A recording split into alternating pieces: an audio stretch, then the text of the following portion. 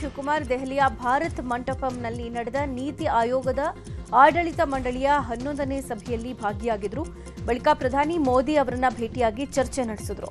ಈ ಕುರಿತು ಸಾಮಾಜಿಕ ಜಾಲತಾಣ ಎಕ್ಸ್ನಲ್ಲಿ ಪೋಸ್ಟ್ ಮಾಡಿರೋ ಸಿಎಂ ಡಿಕೆಶಿ, ಪ್ರಧಾನಿ ನರೇಂದ್ರ ಮೋದಿ ಅವರನ್ನ ಭೇಟಿ ಮಾಡಿದ್ದೆ. ಈ ವೇಳೆ ಮೂಲಸೌಕರ್ಯ, ಹೂಡಿಕೆ, ನಗರ ಚಲನಶೀಲತೆ, ನೀರಾವರಿ, ನಾವೀನ್ಯತೆ ಮತ್ತು ನಮ್ಮ ಜನರ ಜೀವನದ ಮೇಲೆ ನೇರವಾಗಿ ಪರಿಣಾಮ ಬೀರೋ ಕಲ್ಯಾಣ ಉಪಕ್ರಮಗಳು ಸೇರಿದಂತೆ ಕರ್ನಾಟಕದ ಅಭಿವೃದ್ಧಿ ಆದ್ಯತೆಗಳ ಕುರಿತು ರಚನಾತ್ಮಕ ಚರ್ಚೆ ನಡೆಸಿದೀವಿ ಅಂತ ಪೋಸ್ಟ್ ಮಾಡಿಕೊಂಡಿದ್ದಾರೆ. ಇದಲ್ಲದೆ ಸಿಎಂ ಡಿಕೆಶಿ ದೆಹಲಿಯ ರಾಷ್ಟ್ರಪತಿ ಭವನದಲ್ಲಿ ಪ್ರಧಾನಿ ಮೋದಿ ಅವರನ್ನ ಪ್ರತ್ಯೇಕವಾಗಿ ಭೇಟಿ ಮಾಡಿದ್ದಾರೆ. ನೀರಾವರಿ ಯೋಜನೆಗಳಿಗೆ ಅನುಮತಿ, ಕೇಂದ್ರದ ಬಾಕಿ ಅನುದಾನ, ಬೆಂಗಳೂರಿಗೆ ವಿಶೇಷ ಅನುದಾನ, ರಾಯಚೂರಲ್ಲಿ ಏಮ್ಸ್ ಸ್ಥಾಪನೆಗೆ ಸಹಕರಿಸುವಂತೆ ಮೋದಿಗೆ ಸಿಎಂ ಡಿಕೆಶಿ ಮನವಿ ಮಾಡಿದ್ದಾರೆ. ಇನ್ನು ದೆಹಲಿಯಲ್ಲಿ ವಿವಿಧ ರಾಜ್ಯಗಳ ಸಿಎಂಗಳು ಪ್ರಧಾನಿ ಮೋದಿ ಅವರನ್ನ ಭೇಟಿಯಾಗಿದ್ರು. ತಮಿಳುನಾಡು ಸಿಎಂ ಜೋಸೆಫ್ ವಿಜಯ್, ಜಮ್ಮು ಕಾಶ್ಮೀರದ ಸಿಎಂ ಒಮರ್ ಅಬ್ದುಲ್ಲಾ, ಉತ್ತರ ಪ್ರದೇಶದ ಸಿಎಂ ಯೋಗಿ ಆದಿತ್ಯನಾಥ್, ತೆಲಂಗಾಣ ಸಿಎಂ ರೇವಂತ್ ರೆಡ್ಡಿ ಸೇರಿ ಹಲವರು ಭೇಟಿ ಮಾಡಿ ಮಾತುಕತೆ ನಡೆಸಿದ್ದಾರೆ. ದೆಹಲಿ ಪ್ರವಾಸದಲ್ಲಿರುವ ಸಿಎಂ ಡಿಕೆಶಿ ಕೇಂದ್ರ ಹಣಕಾಸು ಸಚಿವೆ ನಿರ್ಮಲಾ ಸೀತಾರಾಮನ್ ಅವರನ್ನು ಭೇಟಿ ಮಾಡಿದ್ರು. ಈ ಸಂದರ್ಭದಲ್ಲಿ ರಾಜ್ಯದ ಜಿಎಸ್ಟಿ ಪಾಲು, ರಾಜ್ಯಕ್ಕೆ ಬರಬೇಕಾದ ಅನುದಾನದ ಕುರಿತು ಚರ್ಚೆ ನಡೆಸಿದರು. ಈ ವೇಳೆ ಸಚಿವ ಕೃಷ್ಣ ಬೈರೇಗೌಡ, ರಾಜ್ಯ ಸರ್ಕಾರದ ಮುಖ್ಯ ಕಾರ್ಯದರ್ಶಿ ಶಾಲಿನಿ ರಜನೀಶ್ ಕೂಡ ಇದ್ದರು. ಮಂತ್ರಿ ಸ್ಥಾನ ಕೇಳೋಕೆ ದೆಹಲಿಗೆ ಹೋಗಿದ್ದ ತಿಟ್ಟೂರು ಶಾಸಕ ಷಡಕ್ಷರಿ ಅವರಿಗೆ ಏಕಾಏಕಿ ಉಸಿರಾಟದ ತೊಂದರೆ ಆಗಿತ್ತು. ನಿನ್ನೆ ದೆಹಲಿಯ ಮ್ಯಾಕ್ಸ್ ಆಸ್ಪತ್ರೆಗೆ ದಾಖಲಿಸಲಾಗಿತ್ತು. ಮ್ಯಾಕ್ಸ್ ಆಸ್ಪತ್ರೆಯ ಐಸಿಯುಗೆ ತಡರಾತ್ರಿ ಸಿಎಂ ಡಿಕೆಶಿ ಭೇಟಿ ಕೊಟ್ಟು ಶಾಸಕರ ಆರೋಗ್ಯ ವಿಚಾರಿಸಿದ್ದಾರೆ. ಸದ್ಯ ಚಿಕಿತ್ಸೆಗೆ ಶಾಸಕ ಷಡಕ್ಷರಿ ಸ್ಪಂದಿಸ್ತಾ ಇದ್ದು ಆರೋಗ್ಯ ಸ್ಥಿರವಾಗಿದೆ. ಆತಂಕ ಪಡೋ ಅಗತ್ಯ ಇಲ್ಲ ಅಂತ ವೈದ್ಯರು ತಿಳಿಸಿದ್ದಾರೆ. ದೆಹಲಿಯಲ್ಲಿರೋ ಡಿಕೆಶಿ ಇವತ್ತು ಬೆಳಗ್ಗೆ 10 ರಾಷ್ಟ್ರಪತಿ ದ್ರೌಪದಿ ಮುರ್ಮು ಅವರನ್ನ ಭೇಟಿ ಮಾಡಲಿದ್ದಾರೆ. ಬಳಿಕ ಮಧ್ಯಾಹ್ನ 12 ಗಂಟೆಗೆ ಸಿಎಂ ಡಿಕೆಶಿ ಕೇಂದ್ರ ಜಲಶಕ್ತಿ ಸಚಿವ ಸಿಆರ್ ಪಾಟೀಲ್ ಅನ್ನ ಭೇಟಿ ಮಾಡಲಿದ್ದಾರೆ. ರಾಜ್ಯದ ನೀರಾವರಿ ಯೋಜನೆಗಳ ಅನುಷ್ಠಾನ ವಿಚಾರವಾಗಿ ಚರ್ಚೆ ಮಾಡಲಿದ್ದಾರೆ. ಮಧ್ಯಾಹ್ನ 1 ಗಂಟೆಗೆ ಮಹತ್ವದ ಸಭೆ ನಡೆಯಲಿದೆ. ರಾಜ್ಯ ಜಲಸಂಪನ್ಮೂಲ ಸಚಿವ ರಾಮಲಿಂಗಾರೆಡ್ಡಿ ಸೇರಿದಂತೆ ಇಲಾಖೆ ಅಧಿಕಾರಿಗಳು ಭಾಗಿಯಾಗಲಿದ್ದು, ಮೇಕೆದಾಟು, ಕಳಸಾ-ಬಂಡೂರಿ, ಆಲಮಟ್ಟಿ ಅಣೆಕಟ್ಟು, ಎತ್ತಿನಹೊಳೆ ಯೋಜನೆಗಳ ಕುರಿತು ಚರ್ಚೆ ಮಾಡಿ ಕೇಂದ್ರದ ಸಹಕಾರ ಕೇಳಲಿದ್ದಾರೆ. ಮಧ್ಯಪ್ರದೇಶ ರಾಜ್ಯಸಭಾ ಚುನಾವಣೆಯಲ್ಲಿ ಬಿಜೆಪಿ ಕ್ಲೀನ್ ಸ್ವೀಪ್ ಮಾಡಿದೆ. ಕಾಂಗ್ರೆಸ್ ಅಭ್ಯರ್ಥಿ ಮೀನಾಕ್ಷಿ ನಟರಾಜನ್ ನಾಮಪತ್ರ ತಿರಸ್ಕೃತ ಆಗಿತ್ತು. ಈ ಬೆನ್ನಲ್ಲೇ ಬಿಜೆಪಿಯ ಎಲ್ಲಾ 3 ಅಭ್ಯರ್ಥಿಗಳು ಅವಿರೋಧವಾಗಿ ಆಯ್ಕೆಯಾಗಿದ್ದಾರೆ. ಆಯ್ಕೆಯಾದವರು ಪ್ರಮಾಣ ಪತ್ರ ಸ್ವೀಕರಿಸಿದ್ರು. ಇದೇ ವೇಳೆ ಹಲವು ಗಣ್ಯರು ಪಾಲ್ಗೊಂಡಿದ್ದರು. ರಾಜ್ಯಸಭಾ ಸದಸ್ಯರಾಗಿ ಅವಿರೋಧವಾಗಿ ಆಯ್ಕೆಯಾಗಿರೋ ಎಐಸಿಸಿ ಅಧ್ಯಕ್ಷ ಮಲ್ಲಿಕಾರ್ಜುನ್ ಖರ್ಗೆ ಇವತ್ತು ಪ್ರಮಾಣ ಪತ್ರ ಸ್ವೀಕರಿಸಲಿದ್ದಾರೆ. ಮಧ್ಯಾಹ್ನ 12 ಗಂಟೆಗೆ ವಿಧಾನಸೌಧದ ವಿಧಾನಸಭೆಯ ಕಾರ್ಯದರ್ಶಿ ಕಚೇರಿಯಲ್ಲಿ ಪ್ರಮಾಣ ಪತ್ರ ಸ್ವೀಕರಿಸಲಿದ್ದಾರೆ. ಕರ್ನಾಟಕ ವಿಧಾನಸಭೆಯಿಂದ ರಾಜ್ಯಸಭೆಯ 4 ಸ್ಥಾನಗಳಿಗೆ ನಡೆದ ಚುನಾವಣೆಯಲ್ಲಿ ಒಟ್ಟು 4 ಅಭ್ಯರ್ಥಿಗಳು ಅವಿರೋಧವಾಗಿ ಆಯ್ಕೆಯಾಗಿದ್ದರು. ಕಾಂಗ್ರೆಸ್ನಿಂದ ಮಲ್ಲಿಕಾರ್ಜುನ್ ಖರ್ಗೆ, ಮನ್ಸೂರ್ ಅಲಿ ಖಾನ್, ಪವನ್ ಖೇರಾ, ಬಿಜೆಪಿಯ ಪ್ರೊಫೆಸರ್ ಎಂ ನಾಗರಾಜ್ ಆಯ್ಕೆಯಾಗಿದ್ದರು. ತಮಿಳುನಾಡು ಸಿಎಂ ವಿಜಯ್ ಜೋಸೆಫ್ ಇವತ್ತು ಉಡುಪಿಯ ಕೊಲ್ಲೂರು ಮೂಕಾಂಬಿಕಾ ದೇಗುಲಕ್ಕೆ ಭೇಟಿ ಕೊಡಲಿದ್ದಾರೆ. ವಿಶೇಷ ವಿಮಾನದ ಮೂಲಕ ಮಧ್ಯಾಹ್ನ 12:30ಕ್ಕೆ ಮಂಗಳೂರು ಅಂತಾರಾಷ್ಟ್ರೀಯ ವಿಮಾನ ನಿಲ್ದಾಣಕ್ಕೆ ಆಗಮಿಸಲಿದ್ದಾರೆ. ಬಳಿಕ ರಸ್ತೆ ಮಾರ್ಗದ ಮೂಲಕ ಝೀರೋ ಟ್ರಾಫಿಕ್ನಲ್ಲಿ ಕೊಲ್ಲೂರಿಗೆ ಪ್ರಯಾಣಿಸಲಿದ್ದಾರೆ. ಮಂಗಳೂರಿಂದ 130 ಕಿಲೋಮೀಟರ್ ದೂರ ಇರೋ ಕೊಲ್ಲೂರು ಮೂಕಾಂಬಿಕಾ ಕ್ಷೇತ್ರಕ್ಕೆ ರಸ್ತೆ ಪ್ರಯಾಣದ ಮೂಲಕ ಭೇಟಿ ಕೊಡಲಿದ್ದಾರೆ. ಮಧ್ಯಾಹ್ನ 2 ಗಂಟೆಗೆ ಕೊಲ್ಲೂರು ಮೂಕಾಂಬಿಕಾ ಕ್ಷೇತ್ರಕ್ಕೆ ಆಗಮಿಸಲಿದ್ದಾರೆ. ದೇವಿ ದರ್ಶನದ ಬಳಿಕ ಸಂಜೆ 4:15 ವೇಳೆಗೆ ಚೆನ್ನೈಗೆ ವಾಪಸ್ ತೆರಳಲಿದ್ದಾರೆ. ವಿಜಯ್ ಆಗಮನದ ಹಿನ್ನೆಲೆ ಬಿಗಿ ಭದ್ರತೆ ಕೈಗೊಳ್ಳಲಾಗಿದೆ. ಅಲ್ಲದೆ ಮಧ್ಯಾಹ್ನ 12ರಿಂದ ಸಂಜೆ 5 ತನಕ ಸಾರ್ವಜನಿಕ ದರ್ಶನಕ್ಕೆ ಬ್ರೇಕ್ ಹಾಕಲಾಗಿದೆ. ಇನ್ನು ತಮಿಳುನಾಡು ಮುಖ್ಯಮಂತ್ರಿಗಳ ಕೊಲ್ಲೂರು ಭೇಟಿಯ ಸಂದರ್ಭದಲ್ಲೇ ಕರವೇ ಪ್ರವೀಣ್ ಕುಮಾರ್ ಶೆಟ್ಟಿ ಬಣವು ಪ್ರತಿಭಟನೆಗೆ ಮುಂದಾಗಿದೆ. ಮೇಕೆದಾಟು ಯೋಜನೆ ಜಾರಿಗೆ ತರೋಕೆ ವಿರೋಧ ವ್ಯಕ್ತಪಡಿಸಿರುವುದನ್ನು ಖಂಡಿಸಿ ಮಂಗಳೂರು ವಿಮಾನ ನಿಲ್ದಾಣದಲ್ಲಿ ಪ್ರವೀಣ್ ಕುಮಾರ್ ಶೆಟ್ಟಿ ನೇತೃತ್ವದಲ್ಲಿ ಪ್ರತಿಭಟನೆ ನಡೆಯಲಿದ್ದು, ತಮಿಳುನಾಡು ಮುಖ್ಯಮಂತ್ರಿಗೆ ಕಪ್ಪು ಬಾವುಟ ಪ್ರದರ್ಶನ ಮಾಡಲಿದ್ದಾರೆ. ಅಲ್ಲದೆ ಉಡುಪಿಯಿಂದ ಹಾದು ಹೋಗುವ ಸಂದರ್ಭದಲ್ಲೂ ಕರವೇ ಸಿಎಂ ವಿಜಯ್ಗೆ ಕಪ್ಪು ಬಾವುಟ ಪ್ರದರ್ಶಿಸಲಿದ್ದಾರೆ.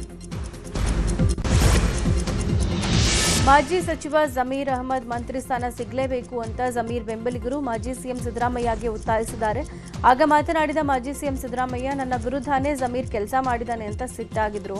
ಈ ವಿಡಿಯೋ ವೈರಲ್ ಆಗ್ತಾ ಇದ್ದಂತೆ ಜಮೀರ್ ಸಿದ್ದರಾಮಯ್ಯರನ್ನ ಕಾವೇರಿ ನಿವಾಸದಲ್ಲಿ ಭೇಟಿಯಾಗಿ ಮಾತುಕತೆ ನಡೆಸಿದ್ರು. ನಾನು ನಿಮ್ಮ ಶಿಷ್ಯ, ನಿಮ್ಮಿಂದ ರಾಜಕೀಯದಲ್ಲಿ ಬೆಳೆದಿರೋದು, ನಾನು ನಿಮ್ಮ ವಿರುದ್ಧ ನಡೆಯೋದಿಲ್ಲ, ಮುಂದೆಯೂ ನಡೆಯಲ್ಲ ಅಂತ ಜಮೀರ್ಗೆ ಸಮಾಧಾನ ಬೇಡ ಅಂತ ಸಿದ್ದು ಸಮಾಧಾನ ಪಡಿಸಿದ್ದಾರೆ. ಶಾಸಕ ಪ್ರಸಾದ್ ಅಬ್ಬಯ್ಯಗೆ ಸಚಿವ ಸ್ಥಾನ ನೀಡಬೇಕು ಅಂತ ಆಗ್ರಹಿಸಿ ಪ್ರತಿಭಟನೆಗಳು ಮುಂದುವರೆದಿವೆ. ಹುಬ್ಬಳ್ಳಿ ತಾಲೂಕು ರೈತ ಸಂಘದ ವತಿಯಿಂದ ಇವತ್ತು ಪ್ರತಿಭಟನೆ ಹಮ್ಮಿಕೊಳ್ಳಲಾಗಿದೆ. ಹುಬ್ಬಳ್ಳಿ ತಾಲೂಕು ರೈತ ಸಂಘದ ಕಚೇರಿಯಿಂದ ವಾಹನದ ಮುಖಾಂತರ ತಹಶೀಲ್ದಾರ್ ಕಚೇರಿಯವರೆಗೆ ಮೆರವಣಿಗೆ ಮಾಡೋಕೆ ತೀರ್ಮಾನಿಸಲಾಗಿದೆ. ರೈತರು, ಪ್ರಸಾದ್ ಅಬ್ಬಯ್ಯ ಅಭಿಮಾನಿಗಳು ಪ್ರತಿಭಟನೆಯಲ್ಲಿ ಭಾಗಿಯಾಗಲಿದ್ದಾರೆ. ಮಾಜಿ ಸಚಿವ ಹಾಗೂ ದಲಿತ ಸಮುದಾಯದ ನಾಯಕ ಆರ್ಬಿ ತಿಮ್ಮಾಪುರಗೆ ಮತ್ತೊಮ್ಮೆ ಮಂತ್ರಿ ಸ್ಥಾನ ಕೊಡಬೇಕು ಅಂತ ಆಗ್ರಹಿಸಿ ಸಿಎಂಗೆ ಪತ್ರ ಬರೆಯಲಾಗಿದೆ. ಬೆಳಗಾವಿ ಅಥಣಿ ಪಟ್ಟಣದಲ್ಲಿ ಕೆಪಿಸಿಸಿ ಪರಿಶಿಷ್ಟ ಜಾತಿ ರಾಜ್ಯ ಮಾಧ್ಯಮ ವಕ್ತಾರ ರಾವಸಾಬ ಐಹೊಳೆ ಹಾಗೂ ತಾಲೂಕು ಮಾದಿಗ ಮೀಸಲಾತಿ ಹೋರಾಟ ಸಮಿತಿಯ ಮುಖಂಡರು ಡಿಕೆಶಿ ಹಾಗೂ ಪಕ್ಷದ ವರಿಷ್ಠರಿಗೆ ಒತ್ತಾಯಿಸಲಿದ್ದಾರೆ. ಕಾಂಗ್ರೆಸ್ ಹಿರಿಯ ಶಾಸಕ ತನ್ವೀರ್ ಸೇಠ್ ಅವರಿಗೆ ಸಚಿವ ಸ್ಥಾನ ಕೊಡಬೇಕು ಅಂತ ಮುಸ್ಲಿಂ ಸಮುದಾಯದ ಮೌಲ್ವಿಗಳು ರಾಜ್ಯ ಸರ್ಕಾರವನ್ನು ಒತ್ತಾಯಿಸಿದ್ದಾರೆ. ಮೈಸೂರಿನ ಖಾಸಗಿ ಹೋಟೆಲ್ನಲ್ಲಿ ಸಭೆ ನಡೆಸಿದ ಬಳಿಕ ಸುದ್ದಿಗೋಷ್ಠಿಯಲ್ಲಿ ಮಾತನಾಡಿದ ಮೌಲ್ವಿಗಳು, ಹಲವು ವರ್ಷಗಳಿಂದ ಜನಪರ ಸೇವೆ ಹಾಗೂ ರಾಜಕೀಯ ಅನುಭವ ಹೊಂದಿರೋ ತನ್ವೀರ್ ಸೇಠ್ ಅವರು ಸಮುದಾಯದ ಧ್ವನಿಯಾಗಿ ಕಾರ್ಯನಿರ್ವಹಿಸ್ತಾ ಇದ್ದಾರೆ. ಆದ್ದರಿಂದ ಅವರಿಗೆ ಸಚಿವ ಸಂಪುಟದಲ್ಲಿ ಸೂಕ್ತ ಸ್ಥಾನಮಾನ ಕೊಡಬೇಕು ಅಂತ ಆಗ್ರಹಿಸಿದರು. ಚಿಕ್ಕಬಳ್ಳಾಪುರದಲ್ಲಿ ಬಲಗೈ ಸಮುದಾಯದ ವತಿಯಿಂದ ಬೃಹತ್ ಪ್ರತಿಭಟನೆ ನಡೆಸಿ ಶಾಸಕ ಎಸ್ಎನ್ ನಾರಾಯಣಸ್ವಾಮಿಗೆ ಸಚಿವ ಸ್ಥಾನ ನೀಡಬೇಕು ಅಂತ ಒತ್ತಾಯಿಸಲಾಗಿದೆ. ಬಲಗೈ ಸಮುದಾಯದ ಮುಖಂಡರು ನಗರದ ಜೈ ಭೀಮ್ ಹಾಸ್ಟೆಲ್ನಿಂದ ತಮಟೆ ಚಳುವಳಿ ಹಮ್ಮಿಕೊಂಡಿದ್ದರು. ಕೋಲಾರ ಮತ್ತು ಚಿಕ್ಕಬಳ್ಳಾಪುರ ಜಿಲ್ಲೆಗಳಲ್ಲಿ ಬಲಗೈ ಸಮುದಾಯದ ಸುಮಾರು 6 ಲಕ್ಷ ಮತದಾರರಿದ್ದು, ಒಂದು ವೇಳೆ ನಾರಾಯಣಸ್ವಾಮಿ ಅವರಿಗೆ ಸಚಿವ ಸಂಪುಟದಲ್ಲಿ ಸ್ಥಾನ ಕೊಡದೇ ಇದ್ರೆ ಮುಂಬರುವ ಚುನಾವಣೆಗಳಲ್ಲಿ ಕಾಂಗ್ರೆಸ್ ಪಕ್ಷಕ್ಕೆ ವೋಟ್ ಹಾಕೋದಿಲ್ಲ ಅಂತ ಎಚ್ಚರಿಕೆ ಕೊಟ್ಟಿದ್ದಾರೆ. ಶಾಲಾ ಕಾಲೇಜು ವಿದ್ಯಾರ್ಥಿಗಳಿಗೆ ಉಚಿತ ಬಸ್ ಪಾಸ್ ನೀಡೋಕೆ ಸಚಿವ ಸಂಪುಟ ಒಪ್ಪಿಗೆ ಕೊಟ್ಟಿದೆ. ಹುಡುಗರಿಗೂ ಉಚಿತ ಬಸ್ ಪಾಸ್ಗೆ ಸಾರಿಗೆ ಇಲಾಖೆ ತಾತ್ವಿಕ ಅನುಮೋದನೆ ಕೊಟ್ಟು ಆದೇಶ ಕೊಟ್ಟಿದೆ. ರಾಜ್ಯದಲ್ಲಿ ವ್ಯಾಸಂಗ ಮಾಡ್ತಾ ಇರೋ ಎಲ್ಲಾ ಹುಡುಗರಿಗೂ ಅನ್ವಯ ಆಗಲಿದ್ದು, ಒಂದು ವೇಳೆ ಹಣ ಕಟ್ಟಿ ಪಾಸ್ ಪಡೆದಿದ್ರೆ 15 ದಿನದಲ್ಲಿ ಹಣ ವಾಪಸ್ ಕೊಡಲಿದ್ದಾರೆ. ಹೊರ ರಾಜ್ಯಗಳಲ್ಲಿ ಓದ್ತಾ ಇರೋ ರಾಜ್ಯದ ವಿದ್ಯಾರ್ಥಿಗಳಿಗೂ ಅನ್ವಯ ಆಗಲಿದೆ. ಬಸ್ ಪಾಸ್ಗಳನ್ನು ವಿತರಿಸಲು ತಕ್ಷಣದಿಂದ ಜಾರಿಗೆ ಬರುವಂತೆ ಷರತ್ತು ಹಾಕಿ ಆದೇಶಿಸಲಾಗಿದೆ. ರಾಜ್ಯದಲ್ಲಿ ಇನ್ನೆರಡು ದಿನ ಮಳೆ ಆಗುತ್ತೆ ಅಂತ ಹವಾಮಾನ ಇಲಾಖೆ ಮುನ್ಸೂಚನೆ ಕೊಟ್ಟಿದೆ. ಉತ್ತರ ಕನ್ನಡ, ಉಡುಪಿ, ದಕ್ಷಿಣ ಕನ್ನಡ ಜಿಲ್ಲೆಗೆ ಆರೆಂಜ್ ಅಲರ್ಟ್ ಕೊಡಲಾಗಿದೆ. ಉಳಿದಂತೆ 17 ಜಿಲ್ಲೆಗಳಿಗೆ ಯೆಲ್ಲೋ ಅಲರ್ಟ್ ಘೋಷಣೆ ಆಗಿದೆ. ಬೀದರ್, ಕಲಬುರಗಿ, ಯಾದಗಿರಿ, ರಾಯಚೂರು, ಬಳ್ಳಾರಿ, ವಿಜಯಪುರ, ಬಾಗಲಕೋಟೆ, ಕೊಪ್ಪಳ, ಗದಗ, ಧಾರವಾಡ, ಬೆಳಗಾವಿ, ಹಾವೇರಿ, ಶಿವಮೊಗ್ಗ, ಚಿಕ್ಕಮಗಳೂರು, ಹಾಸನ, ಕೊಡಗು, ಕೋಲಾರ ಈ ಜಿಲ್ಲೆಗಳಿಗೆ ಹವಾಮಾನ ಇಲಾಖೆ ಯೆಲ್ಲೋ ಅಲರ್ಟ್ ಕೊಟ್ಟಿದೆ. ಬೆಂಗಳೂರು ಹಾಗೂ ಸುತ್ತಮುತ್ತಲ ಜಿಲ್ಲೆಗಳಿಗೆ ಸಾಧಾರಣ ಮಳೆ ಆಗೋ ಸಾಧ್ಯತೆ ಇದೆ. ಆಗುಂಬೆ ಘಾಟ್ನಲ್ಲಿ ಭಾರೀ ವಾಹನಗಳ ಸಂಚಾರಕ್ಕೆ ನಿಷೇಧ ಹೇರಲಾಗಿದೆ. ಮಳೆಗಾಲದ ಅವಧಿಯಲ್ಲಿ ಸಂಭವಿಸಬಹುದಾದ ಪ್ರಕೃತಿ ವಿಕೋಪ ಹಾಗೂ ಅಪಘಾತಗಳನ್ನು ತಡೆಗಟ್ಟೋಕೆ ಶಿವಮೊಗ್ಗ ಜಿಲ್ಲಾಡಳಿತ ಮಹತ್ವದ ನಿರ್ಧಾರ ಕೈಗೊಂಡಿದೆ. ಜೂನ್ 15ರಿಂದ ಜಾರಿಗೆ ಬರಲಿದ್ದು, ಮಳೆಗಾಲ ಮುಗಿಯುವವರೆಗೂ ನಿಷೇಧ ಹೇರಲಾಗಿದೆ. ಪರ್ಯಾಯ ರಸ್ತೆಗಳಲ್ಲಿ ಸಂಚರಿಸುವಂತೆ ಶಿವಮೊಗ್ಗ ಜಿಲ್ಲಾಧಿಕಾರಿ ಪ್ರಭುಲಿಂಗ ಕವಳಿಕಟ್ಟಿ ಆದೇಶ ಹೊರಡಿಸಿದ್ದಾರೆ.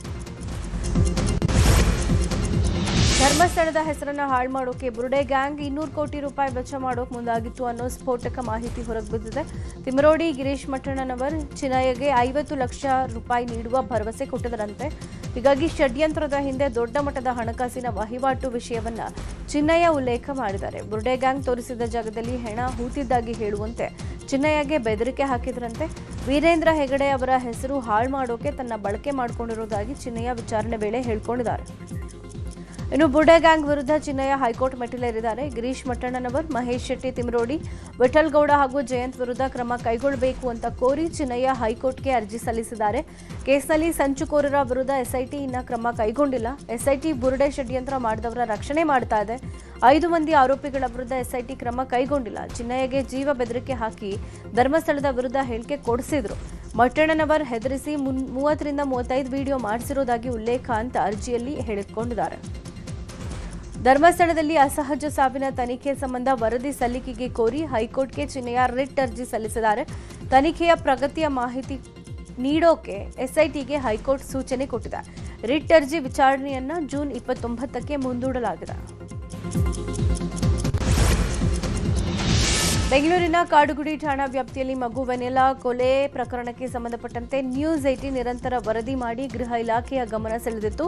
ಇದೀಗ ತಾಯಿ ಪ್ರಿಯಾಂಕಳನ್ನ ಕಾಡುಗುಡಿ ಪೊಲೀಸರು ಬಂಧಿಸಿದ್ದಾರೆ. ಪ್ರಕರಣಕ್ಕೆ ಸಂಬಂಧಪಟ್ಟಂತೆ ಎಫ್ಐಆರ್ ದಾಖಲಾದ ಬಳಿಕ ಪ್ರಿಯಾಂಕಾ ಎಸ್ಕೇಪ್ ಆಗಿದ್ಲು. ಆರೋಪಿಯ ಬೆನ್ನಟ್ಟಿದ ಪೊಲೀಸರು ಬೆಂಗಳೂರು ನಂತರ ಮೈಸೂರು, ಅಲ್ಲಿಂದ ಸಕಲೇಶಪುರ ಹೋಗಿದ್ದಾಗ ಬಂಧಿಸಿದ್ದಾರೆ. ಬಳಿಕ ಪೊಲೀಸರು ಆರೋಪಿಯನ್ನ ಕೋರ್ಟ್ಗೆ ಹಾಜರುಪಡಿಸಿದ್ರು. ವಿಚಾರಣೆ ನಡೆಸಿದ ಕೋರ್ಟ್ 5 ದಿನಗಳ ಕಾಲ ಪೊಲೀಸ್ ಕಸ್ಟಡಿಗೆ ಕೊಟ್ಟಿದೆ.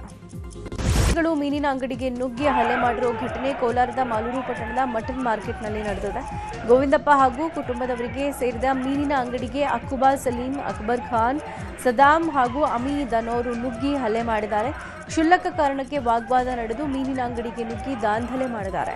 ರಾಘವೇಂದ್ರ, ವೆಂಕಟೇಶ್ ಹಾಗೂ ಕಿರಣ್ ಮೇಲೆ ಹಲ್ಲೆ ನಡೆಸಿರುವ ದೃಶ್ಯಗಳು ಸಿಸಿಟಿವಿಯಲ್ಲಿ ಸೆರೆಯಾಗಿವೆ. ಘಟನೆ ಸಂಬಂಧ ಮಾಲೂರು ಪೊಲೀಸ್ ಠಾಣೆಯಲ್ಲಿ ದೂರು ದಾಖಲಾಗಿದೆ.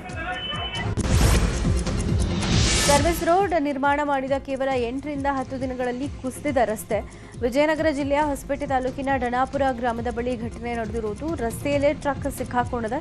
ಡಣಾಪುರದಿಂದ ಮರಿಯಮ್ಮನಹಳ್ಳಿಯ ತನಕ 2 ಬದಿ ಸರ್ವಿಸ್ ರಸ್ತೆ ಕಾಮಗಾರಿಯಲ್ಲಿದ್ದು ವಾಹನ ಸಂಚಾರಕ್ಕೆ ತೊಂದರೆ ಆಗ್ತಾ ಇದೆ. 33 ಕೋಟಿ ವೆಚ್ಚದಲ್ಲಿ ನಿರ್ಮಾಣ ಆಗ್ತಾ ಇರುವಂತಹ ಮೇಲ್ಸೇತುವೆ ಮತ್ತು ಸರ್ವಿಸ್ ಕಾಮಗಾರಿ ಕಳಪೆ ಕಾಮಗಾರಿಯದ್ದು ಅಂತ ಸ್ಥಳೀಯರು ಆರೋಪ ಮಾಡಿದ್ದಾರೆ.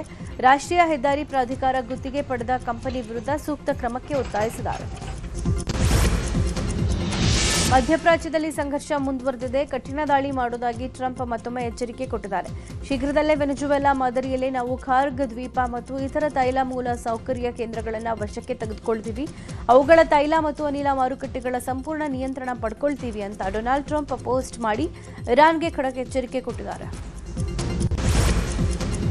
ಇರಾನ್ ಸರ್ವನಾಶಕ್ಕೆ ಅಮೆರಿಕ ಅಧ್ಯಕ್ಷ ಟ್ರಂಪ್ ತೀರ್ಮಾನ ಮಾಡಿದ್ದು, ಇರಾನ್ ತೈಲ ದ್ವೀಪ ಖಾರ್ಗ್ ವಶಪಡಿಸಿಕೊಳ್ಳೋಕೆ ಟ್ರಂಪ್ ಆದೇಶ ಮಾಡಿದ್ದಾರೆ. ಇಸ್ರೇಲ್ಗೆ ಬಾಂಬ್ ಹಾಕಿ ಬನ್ನಿ ಅಂತ ಇರಾನ್ ಪಂಥಾಹ್ವಾನ ಕೊಟ್ಟಿದ್ದಾರೆ.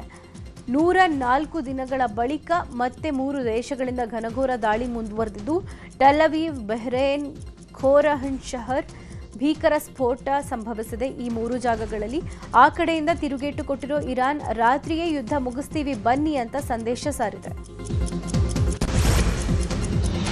ಕೇರಳಂನಲ್ಲಿ ಮಕ್ಕಳಿಗೆ ಶಿಗೆಲ್ಲಾ ಸೋಂಕು ಪತ್ತೆಯಾಗಿದೆ. ಈಗಾಗಲೇ ಕೇರಳಂನಲ್ಲಿ 4 ವರ್ಷದ ಬಾಲಕಿ ಶಿಗೆಲ್ಲಾ ಸೋಂಕಿಗೆ ಬಲಿಯಾಗಿದ್ದಾಳೆ. ಕರುಳಿನ ಮೇಲೆ ಈ ಸೋಂಕು ಪರಿಣಾಮ ಬೀರುತ್ತೆ. ಅತಿಸಾರ, ಜ್ವರ, ಹೊಟ್ಟೆ ಸೆಳೆತ, ವಾಕರಿಕೆ ಮತ್ತು ಕೆಲ ಸಂದರ್ಭಗಳಲ್ಲಿ ಮಲದಲ್ಲಿ ರಕ್ತ ಕಂಡು ಬರುತ್ತಂತೆ. ಹೀಗಾಗಿ ವೈದ್ಯರು ಪೋಷಕರಿಗೆ ಎಚ್ಚರಿಕೆ ಕೊಟ್ಟಿದ್ದಾರೆ. ಅಹಮದಾಬಾದ್ ಏರ್ ಇಂಡಿಯಾ ವಿಮಾನ ದುರಂತವಾಗಿ ಇವತ್ತಿಗೆ 1 ವರ್ಷ. ಆದರೆ ಘಟನೆಗೆ ಕಾರಣವೇನು ಅನ್ನೋ ಬಗ್ಗೆ ತನಿಖಾಧಿಕಾರಿಗಳು ಈವರೆಗೂ ಅಂತಿಮ ವರದಿ ಸಲ್ಲಿಸಿಲ್ಲ. ಕಳೆದ ವರ್ಷ ಜೂನ್ 12ನೇ ತಾರೀಕು ಲಂಡನ್ಗೆ ತೆರಳುತ್ತಾ ಇದ್ದ ಬೋಯಿಂಗ್ ಪತನವಾಗಿ 260 ಜನ ದುರ್ಮರಣ ಹೊಂದಿದ್ರು. ಭಾರತದ ರಕ್ಷಣಾ ಮತ್ತು ಏರೋಸ್ಪೇಸ್ ವಲಯದಲ್ಲಿ ಹೊಸ ಇತಿಹಾಸ ಸೃಷ್ಟಿಯಾಗಿದೆ.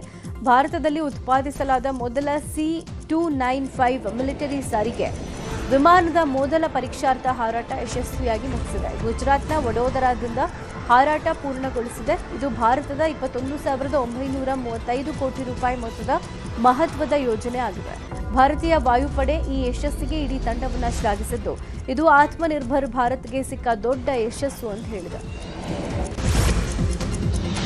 ಮಲೇಷಿಯಾದಲ್ಲಿ ಭಾರೀ ಪ್ರವಾಹ ಪರಿಸ್ಥಿತಿ ಮುಂದುವರೆದಿದೆ. ಧಾರಾಕಾರವಾಗಿ ಸುರಿತಾ ಇರೋ ಮಳೆಯಿಂದ ಸರ್ವಾಕ್ನಲ್ಲಿ ಭೀಕರ ಪ್ರವಾಹ ಪರಿಸ್ಥಿತಿ ನಿರ್ಮಾಣ ಆಗಿದೆ. ರಸ್ತೆಗಳು ಜಲಾವೃತವಾಗಿದ್ದು ಕಾರುಗಳು ಮುಳುಗಿ ಹೋಗಿವೆ.